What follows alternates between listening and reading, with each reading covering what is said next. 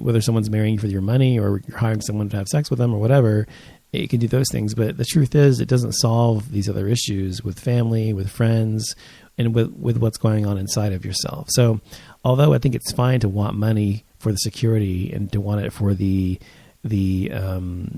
having an easier life, which makes plenty of sense and is completely understandable, wanting to have money to solve every problem or to make yourself feel whole or fulfilled is the wrong reason to want it or to go after it. You need to go after it because I think it should be a byproduct of your success.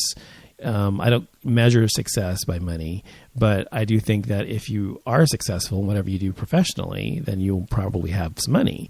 So my point is, it's not an end all be all to everything. And I think a lot of people think it is.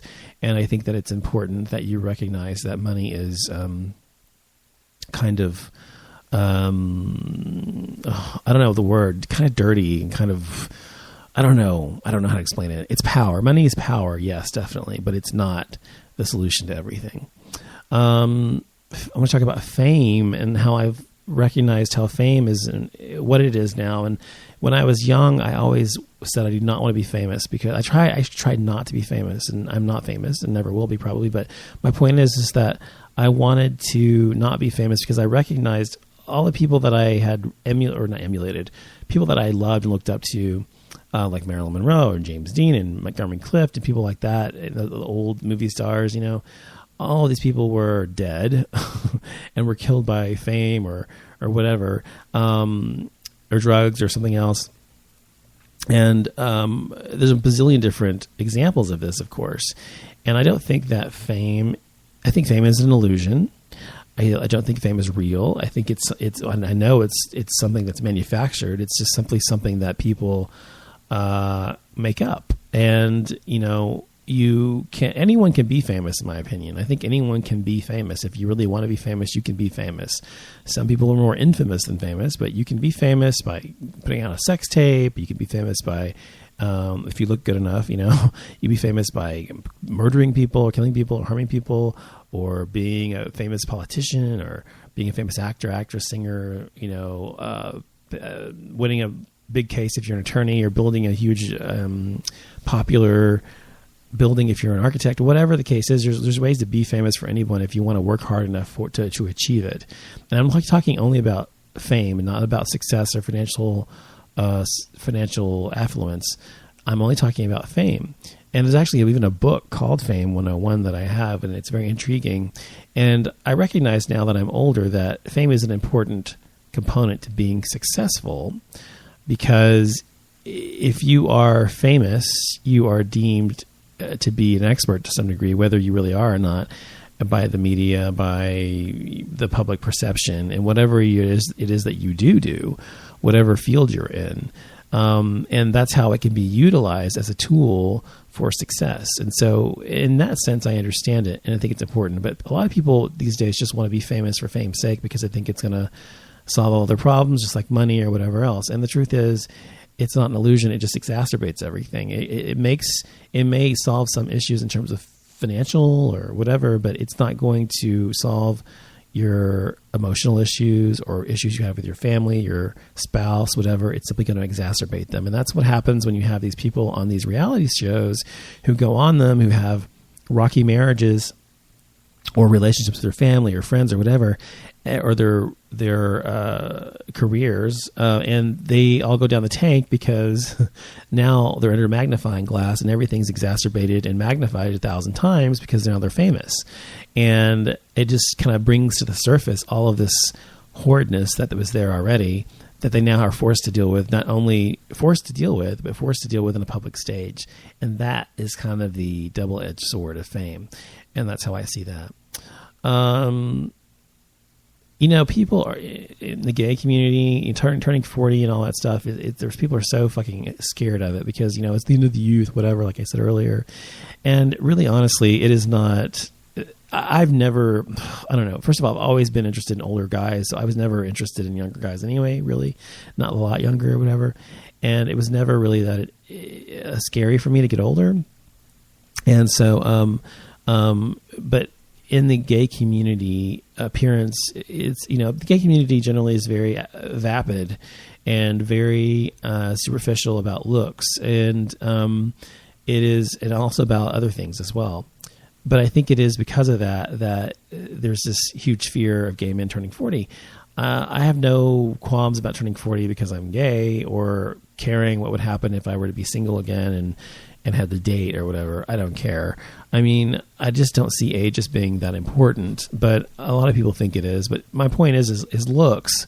Looks are just that. They're just looks. And I've talked about this before in the show, that beauty is an accident and something you've not earned.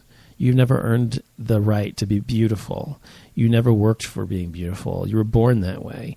So those people who are out there who are deemed to be gorgeous or beautiful by societal standards, they didn't do anything to earn it. So it's ironic to me that it's always something that's revered and lauded and loved and looked after, like it's this prize to possess, and this thing that people want to say, congratulations for being beautiful. It's like beauty pageants, I think, are so stupid because this person seems more beautiful than that person. I mean, it's just dumb and stupid. And looks fade, stupid is forever. Looks are fleeting. So the thing about beauty is that it will not last forever. It doesn't matter how gorgeous you are. You will not look the same your entire life. You may still look good when you're older, but you're not going to look as beautiful as you were. You know what? It's not possible. It's not possible at all without the intervention of surgery and that sort of thing. And even then, it doesn't look natural typically. So it isn't something that, in my opinion, should be so. I mean, I understand on one hand aesthetically that what beauty is. I mean, I went to art school. I understand. I have a bachelor's of fine arts degree. I understand what beauty is and the aesthetic appreciation of gorgeousness and beauty, and I am the same way. I appreciate beautiful men and women and everything in between. I really do, and I'm a beauty connoisseur in that sense. However, I've never seen it as something to aspire to be.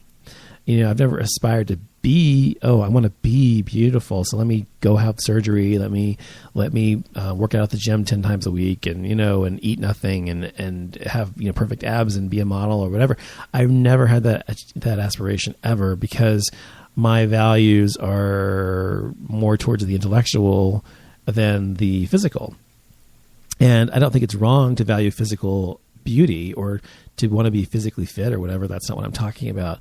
I just mean doing everything you can to be beautiful at the expense of everything else, like your intelligence or your heart or your emotional core, in my opinion, is a mistake. And I think that those people will have people who rely on their looks and their youth, and that's all that they have, and they don't cultivate themselves in other ways, primarily only their appearance, and get by on their appearance, which people who are gorgeous and beautiful do. They get by with and get away with things that people who aren't don't. That's just a fact. And they use that to their advantage, which of course anybody would. However, if that's all they have as they age, they're going to be very lonely, very sad people. They're not going to have anything left to give, because that's gone. The beauty's gone, and now they have to actually cultivate their minds and their hearts, and that sometimes is a really brutal wake up for some people. So I hope that if you're one of those people out there, if you're vapid enough to just really depend upon your appearance and care so much about what other people look like and instead about what's inside, then you're going to have a brutal awakening day. And I hope that you will cultivate your intellect and your heart now. People often, people who know me know that I gravitate towards the most expensive thing in the store. I always have, even when I was a little kid, even when I don't know what the price tag is, I can just pick something out, and it's almost always the most expensive thing in the store or the aisle or whatever. It's just my personal taste.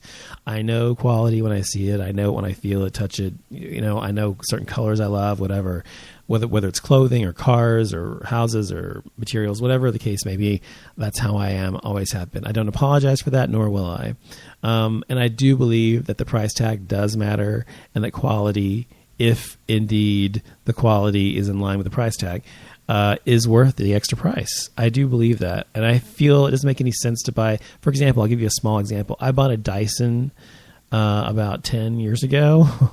And before that, I literally bought a new vacuum every 6 months. Okay. For like 4 years in a row, we had like 7 or 8 vacuums or something. And they kept dying on me. And I was like, this is fucking stupid. And so, the vacuums were like $100 or whatever. So I spent like $700-800 on those vacuums. Well, finally Dyson comes out, whatever. I'm like, this looks amazing. Our vacuum died. I was like, I'm not going to buy another fucking stupid vacuum like this. Let me try a Dyson. It was like $600 or $500 or whatever it was at the time. And so I bought it and I got it. Loved it. Does a great job. It's an incredible vacuum cleaner. And I still have the same fucking vacuum cleaner. Okay. It still works wonderfully, flawlessly. It still does its job. And I have not replaced it in 10 years. And that was one time spending $400 or $500 versus spending, $700 over 3 or 4. And so I've already made back my investment more than twice probably. And I have, I still have the same vacuum cleaner. And so when this one gives out, I will buy another Dyson vacuum cleaner. And that's why I have a Dyson, because it is the best quality, has the best engineering, and it lasts forever. And you buy one and not have to worry about replacing the same thing every year. So that's how I'm about everything that I have. My car, my BMWs, my clothing, my watch, I have a Movado watch, which I bought, which I spent $3,500 on, 2006, I think it was.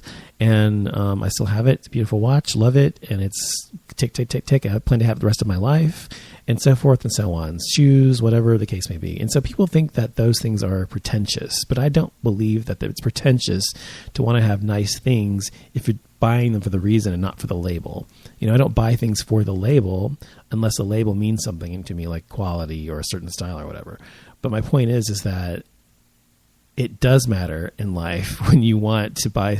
Quality does matter in life. So my point is, treat yourself to the extra the quality that you can get. Spend a little bit more money to get better quality instead of spending a little money to get poor quality on something in life in general. And you'll end up spending less money overall in life, and you'll end up having things for a lot longer time. So that's my advice there. Another thing is, gosh, how many more I have left on my list here? I have like 1, 2, 3, 4. Oh my God, I have a lot left.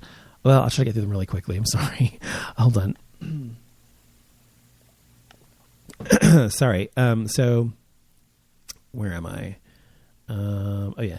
So the other thing was never apologize for being yourself. As Madonna's song goes, unapologetic bitch. Sometimes you just have to tell it like it is. And I do agree with this. Who you are, I don't care if who you are is some horrible person. If you're just a horrible person and you have a blackest soul in the world and that's who you are, then be who you are. Fine. Good for you. Even though that's not somebody I want to be around, and that's fine. But you have to remember, you have to suffer the consequences of your actions as well. You can be yourself, whatever that may be, good or bad or in between, but you have to recognize that there are consequences to your actions and the things that you say.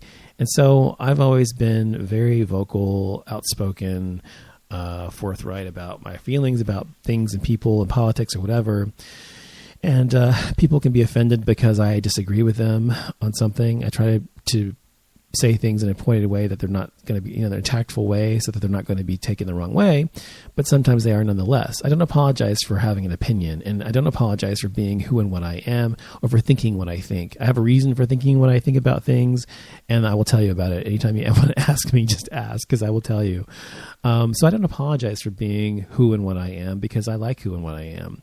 And therefore, I don't make apologies for it, whether it's being gay, biracial, being a liberal, whatever it is about me. I don't apologize for any of it, because I am who and what I am, and I like myself. But I also recognize that if I say certain things, sometimes I have consequences to those actions. So I think before I say them most of the time. And when I do, I'm deciding whether the consequence is worth saying what I want to say or not. And if it is worth it, I say it anyway. If it's not worth it, then I don't. So that's how I live my life. I think you should too. Something else I've learned in the past 40 years is you cannot argue with stupid, or brainwashed, or ingrained bigotry. Really, these things are things that you simply cannot get by. You know, I started my radio show on Blog Talk Radio in 2010, and I